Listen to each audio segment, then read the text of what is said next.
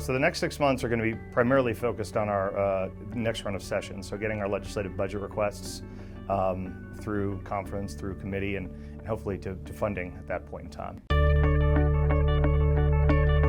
Well, Florida, I mean, lots in the transparency space. I mean, we've long been, at least since I've been around, considered the most transparent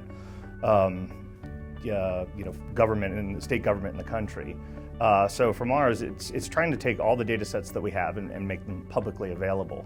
Right now we have sunshine laws that date back to, I believe the 60s or 70s. It says like all information is public information. And so we're working real diligently to try to understand what we have, what the authoritative sources of that information is, and open it up to the public. I actually was last year chair of the User Experience Task Force that was supposed to look at data across, not supposed to, but we did look at data across the state and figure out the best way to present it to the constituents and the taxpayers to make it something that they could really cull through and understand, easily available to them. So right now it's understanding what we have. The first step for us is the inventory process, and we're working with the agencies to start to build out that framework. As it relates specifically to where we are at this point, we have legislation going through this year that's going to potentially create the Office of a Chief Data Officer and bring some data scientists into the fold so we can actually start to take a leadership role in doing this for the executive branch and other agencies. Cybersecurity for me is forefront of mind. It's part and parcel with everything we do. The threats are getting far more sophisticated. The actors far more patient, and it's somewhat cross-purpose. You've got to intertwine that in all of your initiatives, whether it's legacy modernization of old systems and/or open data projects. So we have to have a security first attitude, and that's what we bring to the table. In any of our development efforts, we always make sure that there's somebody from the cyber group at the table and helping to steer that conversation.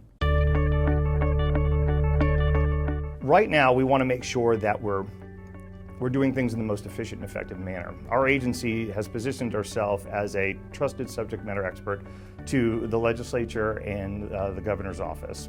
So right now, as all legislative budget requests for technology come through, we evaluate those. And we have people called strategic planning coordinators. Their job is to find the very light commonalities in these various projects and look to where, from a state standpoint, we can get the best bang for the buck, because there's obviously limited dollars in investment. And so what we're trying to do is understand where we want to head as a state, where it aligns with governor's priorities and agencies' missions, and be able to make sure that all agencies aren't doing anything in a siloed or federated approach. So we try to provide that glue, that continuity, consistency across the landscape, and bringing people together and facilitating that communication to the various projects that they have. Wow, immensely. It's just so much quicker now, and it's everywhere. It's in everything you do. I mean, we've got, we talk about the Internet of Things, the new horizon, all the information is going to be feeding to us in real time. Every device is an intelligent device nowadays. The speed of which and the adoption of which it's out there.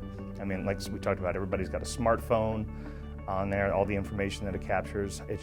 Everything happens so quickly. There's so much, just when you feel like you've got a handle on it, something disruptive comes out, comes way out of left field that you've got to account for. So you really have to be on your toes the entire time.